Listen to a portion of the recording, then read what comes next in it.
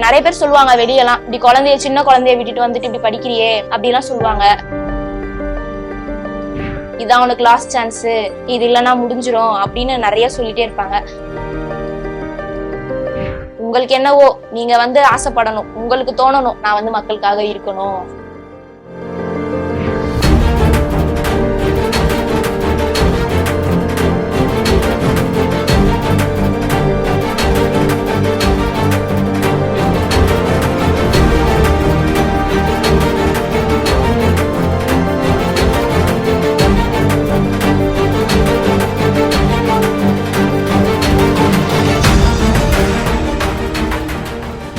வணக்கம், என் பேர் சிந்து பிரபா. நான் என்னோட சொந்த ஊர் விருதுநகர். நான் இங்க என் ஹஸ்பண்டோட கல்யாணம் பண்ணிட்டு இங்க வந்துட்டேன். தாம்பரம்ல இருக்கிற ரேஸ் பிரான்ச்ல ஜாயின் பண்ணு அப்படின்னு சொல்லிட்டு என் ஹஸ்பண்ட் நான் படிக்கணும் அப்படின்னே இருப்பேன் எப்பயுமே. அதனால என் ஹஸ்பண்ட் சொல்லுவாரு. நான் அப்பெல்லாம் ஃபர்ஸ்ட் ஒரு 1 இயர் வேணாம், இப்பதானே மேரேஜ் ஆயிருக்கு, லைஃப் என்ஜாய் பண்ணுவோம் அப்படின்னு சொல்லிட்டு நான் ப்ரிப்பரேஷன் ஸ்டார்ட் பண்ணவே இல்லை. ஆனா படிச்சுட்டு இருந்தேன். எப்போனா 2022ல எங்க வீட்டுல எல்லாருமே சொல்லுவாங்க, நீ நல்லா தானே படிக்கிற, ஏன் படிக்க மாட்டேற அப்படியெல்லாம் சொல்லுவாங்க. நான் அப்ப ஸ்டார்ட் பண்ணேன். பட் அப்பயும் ஃபினான்ஷியலா ப்ராப்ளம் இருந்தனால நான் அப்போ ஜாப் போயிட்டேன். அதுக்கப்புறம் மேரேஜ் பண்ணி வச்சாங்க. என் ஹஸ்பண்ட் பார்த்துட்டு அவரும் அதே தான் சொன்னாரு, நீ ஏன் ஸ்டார்ட் பண்ணக்கூடாது மறுபடியும், இப்படியே வீட்லயே உட்காந்துட்டு என்ன செய்ய போற அப்படின்னு சொல்லிட்டு முழுக்க முழுக்க என்னை மோட்டிவேட் பண்ணது எல்லாமே அவர் தான். அதுக்கப்புறம் எனக்கு ரொம்ப சப்போர்ட்டிவா இருந்தது என்னோட அம்மா. எனக்கு இப்போ 1.5 வயசுல ஒரு குழந்தை இருக்கு. நான் ஜாயின் பண்ணும்போது அவனுக்கு 8 மந்த்ஸ் தான். எங்க அம்மா தான் என் கூட இருந்துட்டு அவனை ஃபுல் அண்ட் ஃபுல் பாத்துக்கிட்டாங்க. அவங்க இல்லைன்னா நான் இது எதுவுமே அச்சீவ் பண்ணிருக்கவே முடியாது. ஃபர்ஸ்ட் என்னை மோட்டிவேட் பண்ணி இங்க ரேஸ்ல ஜாயின் பண்ணு, வெரண்டா ரேஸ், தாம்பரம் பிரான்ச்ல இருக்க வெரண்டா ரேஸ்ல ஜாயின் பண்ணு, நான் நிறைய ஸ்டூடெண்ட்ஸ் பார்த்திருக்கேன், அவரோட கொலீக்ஸ் கூட நிறைய பேர் அங்க படிக்கிறாங்க அப்படின்னு சொல்லிட்டு நாங்க ஜாயின் பண்ணி விட்டாரு. அதுக்கப்புறம் நாங்க வீட்டுல சொன்னோம். எங்க அம்மா சரி நான் சப்போர்ட்டிவா இருக்கேன் அப்படின்னு சொல்லி அவங்க கூட இருந்தாங்க.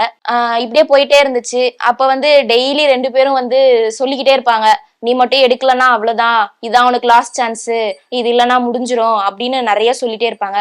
பட் அதுக்கெல்லாம் இல்லாம நான் எனக்கு என்ன வேணும் அப்படின்னு டிசைட் பண்ணேன். என்னதான் நம்ம ஹவுஸ் ஒய்ஃப் ஆயிட்டாலும் வீட்டுல உட்காந்துட்டே சாப்பிடலாம் அப்படின்னாலும் நமக்குன்னு ஒரு அடையாளம் வேணும்ல. சோ அதை டிசைட் பண்ணிட்டு நான் படிக்க ஆரம்பிச்சேன். அப்ப ஃபுல் ஃபோக்கஸ்டா படிக்கல. ஆனா இப்போ இந்த ஒரு 8 மந்த்ஸ் 9 மந்த்ஸ் கிட்ட நான் ஃபுல் ஃபோக்கஸ்டா படிச்சேன். டெய்லியுமே நைட் வரைக்குமே அங்க இருந்து நான் படிக்க ஆரம்பிச்சேன். ஆமா, ஃபுல் அண்ட் ஃபுல் குழந்தைய இப்படி நிறைய பேர் சொல்லுவாங்க வெளியெல்லாம், இப்படி சின்ன குழந்தைய விட்டுட்டு வந்துட்டு இப்படி படிக்கிறியே அப்படிலாம் சொல்லுவாங்க. பட் அதெல்லாம் தாண்டி எங்க அம்மா தான் நான் இருக்கேன், அவர் இருக்காரு, எதுனா நீ உன்னோட இதை பாரு, உனக்கு டைம் கொடுத்துருக்காங்க, நிறைய ஹஸ்பண்ட்ஸ் இப்படி இருப்பாங்களான்னு தெரியல அப்படியெல்லாம் சொல்லிட்டு படிக்க சொன்னாங்க. சரின்னு சொல்லிட்டு ஃபுல் அண்ட் ஃபுல் 2 பேரும் பயங்கர சப்போர்ட்டா இருந்தாங்க. அதுக்கப்புறம் ரேஸ் பத்தி சொல்லணும்னா, நான் படிப்பேன். பட் எனக்கு அந்த எக்ஸாம்ல போய் அட்டன் பண்ணும்போது கண்டிப்பா சொல்றேன், ஒரு 1 ஹவர்ல எனக்கு தூக்கம் வந்துடும். அவ்வளவு கொஸ்டின்ஸ் படிக்கும்போது என்னால அதை கான்சென்ட்ரேட்டே பண்ண முடியாது. மேக்ஸ்லாம் போடுவேன், ஆனாலுமே அங்க போனா அந்த ஃபாஸ்ட் வராது, வேகமா என்னால போட முடியாது. வித்தின் டைம்குள்ள என்னால முடிக்கவே முடியாது. லாஸ்ட்ல ஒரு 50 கொஸ்டின் 60 கொஸ்டின்ஸ் கூட நான் ஆன்சர் பண்ணாமலே வந்திருக்கேன் ஃபர்ஸ்ட் அட்டன் பண்ணதுல எல்லாம். ஆனா இங்க மார்க் டெஸ்ட் போட ஆரம்பிச்சப்போ ஸ்டார்டிங்ல அப்படி இருந்துச்சு. அப்புறம் ஒரு டைமும் டைமிங் வச்சு இப்போ சார்லாம் பாத்தீங்கன்னா சொல்லுவாங்க, 1 ஹவர்ல முடிக்கணும்னா நீங்க 1 ஹவரே டைம் அப்படின்னு நினைக்காதீங்க, 45 மினிட்ஸ் வச்சுக்கோங்க, அடுத்து 50 மினிட்ஸ் நீங்க சரி பாருங்க, எல்லாமே கரெக்டா ஷேட் பண்ணிருக்கீங்களா அதெல்லாம் பாருங்க. இந்த மாதிரி நிறையவே கைட் பண்ணிருக்காங்க. மென்டார்ஸ் எல்லாம் பாத்தீங்கன்னா எந்த டைம் வேணா அவைலபிளா இருப்பாங்க, நம்ம என்ன கேட்டாலுமே பண்ணி கொடுப்பாங்க.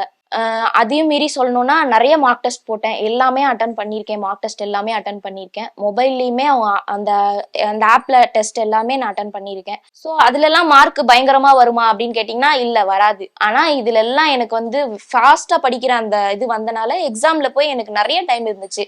உண்மையாவே நிறைய பேர் என்ன சொன்னாங்கன்னா, குரூப் 4 டைமே இல்ல, என்னடா புக்லெட்டா இது, புக்கு மாதிரி இருக்கு, இவ்வளவு பெருசா கொடுத்துருக்காங்க, இப்படியெல்லாம் தான் சொல்லிட்டு இருந்தாங்க. ஆனா எனக்கு டைம் இருந்துச்சு. எனக்கு ஒரு 20 மினிட்ஸ் கிட்ட டைம் நிறையவே இருந்துச்சு. எல்லாரும் பயங்கரமா என்னமோ பண்ணிட்டு இருந்தாங்க. ஆனா அந்த டைம்ல நான் ஃப்ரீயா இருந்தேன். அதுக்கெல்லாம் ரீசன் அந்த மார்க் டெஸ்ட் கண்டினியூஸா போட்டது மட்டும்தான் நான் நினைக்கிறேன்.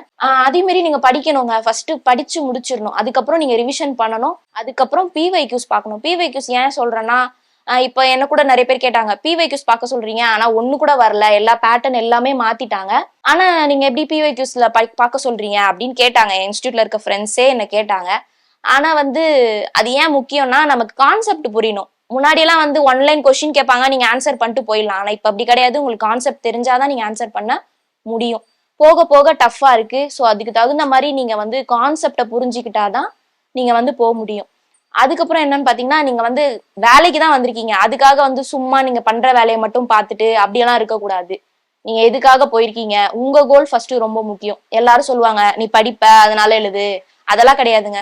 உங்களுக்கு என்னவோ நீங்க வந்து ஆசைப்படணும், உங்களுக்கு தோணணும் நான் இவங்களுக்கு எல்லாம் வேலை பார்க்கணும், நான் வந்து மக்களுக்காக இருக்கணும், இல்ல பணத்துக்காக கூட நான் நல்லா சம்பாதிக்கணும், எனக்கு பெர்மனண்டா ஜாப் வேணும், ஏதோ ஒண்ணு. ஆனா உங்களுக்கு தோணணுங்க, அப்பதான் நீங்க படிப்பீங்க. என் பேர் அழகர் ராஜா, நான் சிந்து பிரபாவோட ஹஸ்பண்டு. ஸோ உங்கள் ஸ்டடீஸில் இன்ட்ரெஸ்டாக இருந்ததுக்கு நான் உங்களுக்கு சப்போர்ட் பண்ணேன் ஃபினான்ஷியலாகவும். ஸோ அவங்களுக்கு வந்து ஸ்டடீஸில் ஃபோக்கஸாக இருக்கிறதுக்கும் சப்போர்ட் பண்ணேன். அதர்வைஸ் அவங்களுக்கு எந்த ஒரு ஸ்ட்ரெஸ்ஸும் வந்து அவங்கள ஃப்ரீ பண்ணனால அவங்க வந்து ஸ்டடீஸில் ஃபோக்கஸ் பண்ணாங்க. அதுவும் இல்லாமல் இந்த வறண்ட ரேஸ்ன்றது எங்களுக்கு நேர்பையில் இருந்தாலும், அதுவும் இல்லாமல் என் ஃப்ரெண்ட்ஸு சர்க்கிள்லேயும் நிறைய பேர் அங்கே நல்லா சஜஷன் பண்ணாங்க, வறண்ட ரேஸ் நல்லா கோச் பண்ணுறாங்க அப்படின்னு சொல்லிட்டு.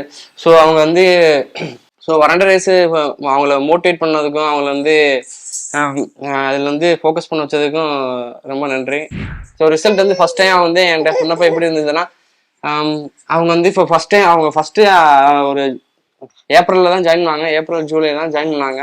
ஸோ ஜாயின் பண்ண இந்த ஒரு ஷார்ட் டைம்ல கிளியர் பண்ணிட்டாங்க. ஸோ அந்த அளவுக்கு வந்து அவங்கள வறண்ட ரேஸ் வந்து ரொம்ப என்கரேஜ் பண்ணியிருக்காங்க.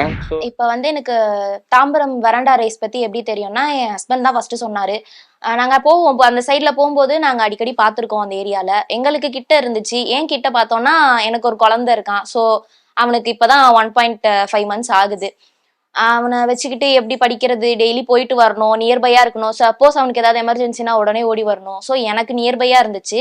அது ஃபர்ஸ்ட் பார்த்தேன். அதுக்கப்புறம் என்ன பார்த்தேன்னா, அந்த இன்ஸ்டியூட்ல உள்ள போயிட்டு ரிவ்யூஸ் எல்லாமே பார்த்தேன். நல்லதா இருந்துச்சு, நல்ல முறையில தான் இருந்துச்சு. அதுக்கப்புறம் என் ஹஸ்பண்டோட கொலீக்ஸ் வந்து நிறைய பேர் அங்க RRB class, banking class, SSC class இது எல்லாமே படிக்கிறாங்க. அவர் வந்து என்ன சொன்னாருன்னா, நீ ரெண்டுமே காம்போ போட்டுக்கோ அந்த மாதிரிலாம் ஏதாவது சொன்னாரு. சரி வேணாம், ஃபர்ஸ்ட் நான் இது ட்ரை பண்றேன் அப்படின்னு சொல்லி டிஎன்பிஎஸ்சி ட்ரை பண்ணிட்டு இருந்தோம். அதுக்கப்புறம் ஜாயின் பண்ணது வந்து எப்போன்னு பாத்தீங்கன்னா, ஜூலைல தான் ஜாயின் பண்ணேன். ஜூலை 2025 அப்பதான் ஜாயின் பண்ணேன். அதுக்கப்புறம் உள்ள பாத்தீங்கன்னா நிறையவே சப்போர்ட் பண்ணாங்க. ஃபர்ஸ்ட் போனப்போ எல்லாமே புதுசாதான் இருந்துச்சு. ஃபர்ஸ்ட் புக்ஸ் பாத்தீங்கன்னா நிறைய கொடுத்தாங்க. எப்படிடா படிக்கிறது அப்படிலாம் இருந்துச்சு. ஆனா அதெல்லாம் இல்லாம டெய்லி கிளாஸ் பேசிஸ்ல எடுத்தனால எங்களுக்கு வந்து கொஞ்சம் அதெல்லாம் ரொம்ப ஈஸியாவே அண்டர்ஸ்டாண்ட் ஆச்சு. அதுக்கப்புறம் வந்து கிளாஸஸ்லாம் ஒரு ஃபர்ஸ்ட் 3 months நடந்துச்சு. அது முடிஞ்சதுக்கு அப்புறம் ஸ்டடி பீரியட் நாங்க வந்து 3 years படிக்கலாம். எவ்வளவு நாள் வேணா எவ்வளோ நேரம் வேணா உள்ள உட்காந்து படிக்கலாம். மார்னிங் பாத்தீங்கன்னா 10 o'clock கிட்ட நான் போவேன். அதுக்கப்புறம் நைட்டு பாத்தீங்கன்னா 10 o'clock கிட்ட தான் நான் அவ்வளோ நேரமே உட்காந்து படிச்சிருக்கேன் நான் அங்க. ஸோ எப்பயுமே அவைலபிளா இருக்கும் நைட்லலாம். லேப் ஓப்பன்ல இருக்கும். நமக்கு தேவையானதை நம்ம வந்து டெஸ்ட் கூட போட்டுக்கலாம். எல்லாமே இருக்கும். லேபும் ஓப்பன் தான், லேபும் ஆக்சஸ் இருக்கு. அதுக்கப்புறம் லைப்ரரி இருக்கு. லைப்ரரியில வந்துட்டு நம்ம கேட்குற புக்ஸ் எல்லாம் இருக்குமா அப்படின்னா கண்டிப்பா இருக்கும், அவைலபிளா இருக்கும். அப்படி இல்லைன்னா மென்டர்கிட்ட சொன்னோம்னா அவங்க வந்து கொடுப்பாங்க. ஸோ நம்ம அதையும் யூட்டிலைஸ் பண்ணிக்கலாம். கிளாஸ் ரூம்ஸ் பாத்தீங்கன்னா நம்ம எவ்வளவு நேரம் வேணா உட்காந்து படிக்கலாம். யாரும் வந்து நீ ஏங்க உட்காந்துருக்க அந்த மாதிரிலாம் அன்னெசரியாலாம் கொஸ்டின் பண்ண மாட்டாங்க நம்மள.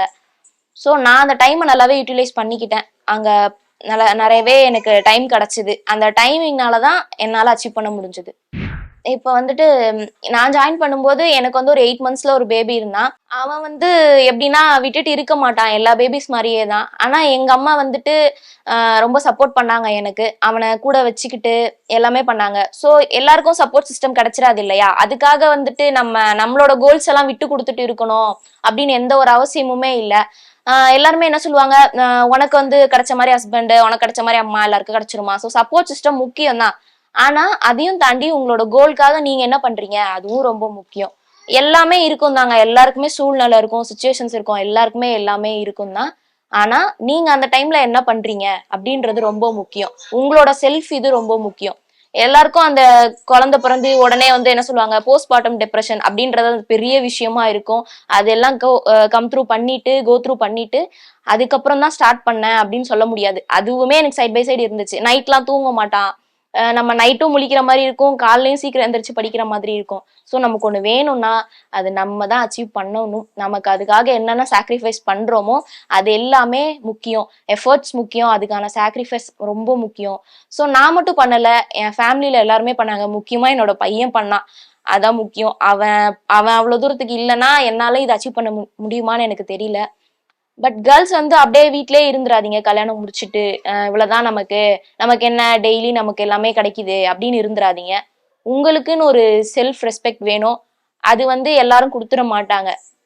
சும்மா எப்படியா இருந்தாலும் ஒரு வார்த்தை சொல்லுவாங்க, சும்மா தானே இருக்க அப்படின்னு சொல்லுவாங்க. அதெல்லாம் நீங்க இது பண்ணிட்டு வரணும்னா நீங்க வந்து கண்டிப்பா முன்னாடி வந்து படிக்க ஆரம்பிக்கணும்.